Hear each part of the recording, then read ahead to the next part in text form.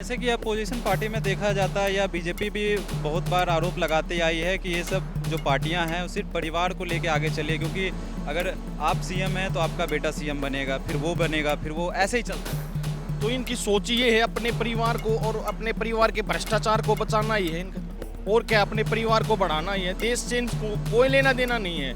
देश को बरगलाने वाली बातें हैं। आपने कुछ गलत नहीं किया तो आप क्या, तो आपका ईडी कर लेगी, क्या सीबीआई कर लेगी।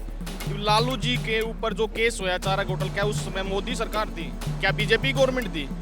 यूपीए की गवर्नमेंट में लालू जी के ऊपर चारा घोटाले का आरोप हुआ। कल कोई देख लो ना, बोल रहा शीला दीक्षित की मेरे पास 200 फाइलें पड़ी हैं, वो पड़ी है, इनको आती मैं जेल में अंदर डालूंगा, खुद जेल में पड़ा है शराब घोटाले में।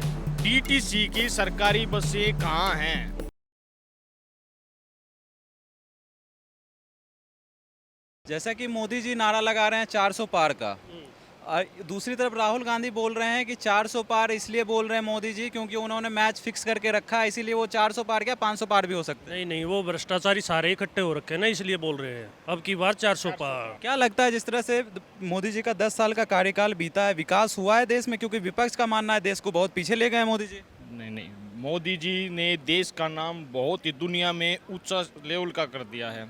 हर एक जगह मोदी जी को एक सम्मान पूर्वक एक नेता के तौर पे विश्व शक्ति भारत की आज पहचान है तो मोदी जी के कारण है। और ये जो विपक्ष है ये भ्रष्टाचारियों का गठबंधन है, ठगबंधन है, जो देश के विकास में एक रोड़े का काम कर रहा है और कुछ नहीं, अपने परिवार को बचाने का काम करते हैं। जैसे कि अपोजिशन पार्टी में देखा जाता है या बीजेपी भी बहुत बार आरोप लगाती आई है कि ये सब जो पार्टियां हैं वो सिर्फ परिवार को लेके आगे चलिए, क्योंकि अगर आप सीएम हैं तो आपका बेटा सीएम बनेगा, फिर वो बनेगा, फिर वो ऐसे ही चलता रहता है।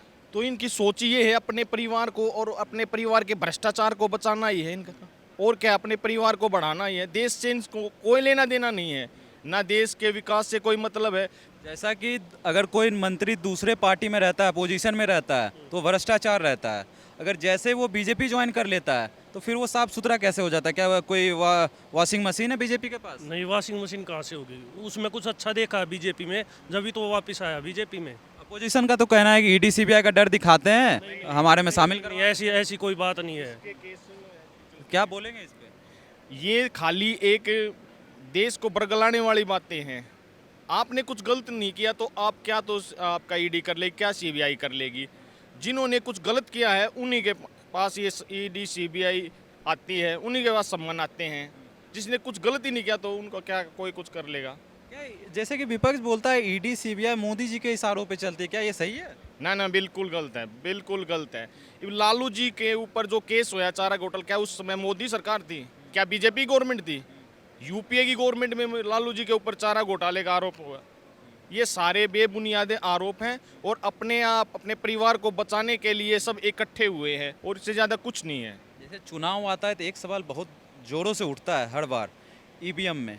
क्या ईवीएम में कोई भी बटन दबाने से बीजेपी को वोट जाता है? नहीं नहीं ऐसा नहीं, विपक्ष का कहना है। ये विपक्ष तो खाली देश की जनता गुमराह करने का काम है। चुनाव आयोग ने इनको सबको बुलाया था और चैलेंज किया था, आप इसके अंदर कुछ कमियां निकाल के दिखा दो। जब किसी ने कुछ नहीं बोला, ना उसके अंदर कुछ कर पाए, तो ये कैसे हो सकता है? जैसा कि देखा जा रहा है कि राहुल गांधी भी बहुत मेहनत कर रहे हैं, भारत जोड़ो यात्रा किए, फिर भारत जोड़ो नया यात्रा किए। उनका कहना है कि हम युवाओं को साथ लेके चल रहे हैं, युवा हमारे साथ है, युवा हमें सपोर्ट कर रही है। क्या मोदी जी को टक्कर दे पाएंगे इस बार? अरे बिल्कुल भी नहीं। आज देश का युवा मोदी जी के साथ था, है और आगे भी रहेगा। ये खाली बकवास की बातें हैं। आज युवा मोदी जी के साथ है तन मन धन से और देश के विकास की तरक्की को दुगनी गति देने को तैयार है। कल कोई देख लो ना, बोल रहा शीला दीक्षित की मेरे पास 200 फाइलें पड़ी हैं, वो पड़ी है, इनको आती मैं जेल में अंदर डालूंगा, खुद जेल में पड़ा है शराब घोटाले में, एमसीडी में। ठीक है, बस का क्या हाल कर दिया डीटीसी का इस। डीटीसी को तो खा ही गया। ठीक, अब ये बताओ ना, बोर्ड का देखो क्या हाल कर दिया। जल बोर्ड पे भी घोटाला। हाँ, सब अभी सब सामने आ जाएंगे उसके। डीटीसी सरकारी बसें कहाँ हैं? हम आपके माध्यम से पूछना चाहते हैं, डीटीसी की सरकारी बसें कहाँ हैं? ये जो बसें चल रही हैं ये रोड पे सब प्राइवेट टेंडर की बसें चल रही हैं, प्राइवेट मालिकों की बसें चल रही हैं। कहाँ हैं डीटीसी की बसें? तो क्या लगता है इस बार जैसे मोदी जी 400 पार कर रहे हैं, क्या हो सकता है? बिल्कुल 100% हो गया भैया, ये तो बिल्कुल हो गया। क्या 400 पार होंगे? हाँ बिल्कुल 400 पार, अब की बार मोदी सरकार। फिर से एक बार मोदी की लहर। हाँ बिल्कुल 400 पार। दिल्ली के अंदर सातों की सातों सीटें बड़े मार्जिन से जीतेगी। इस ठगबंधन का दिल्ली में कोई भी असर नहीं होगा। तो जैसा कि देखा अपने लोगों का मानना है इस बार तो बीजेपी आके ही रहेगी, क्योंकि विपक्ष जो भी है काम वाम कुछ करते नहीं है, वादे बड़े बड़े कर देते हैं, कर कुछ नहीं पाते हैं। और ऐसे तमाम खबरों के लिए बने रहे हमारे साथ, देखते रहे सौगंध टीवी। आप देख रहे हैं सौगंध टीवी, सौगंध वतन की।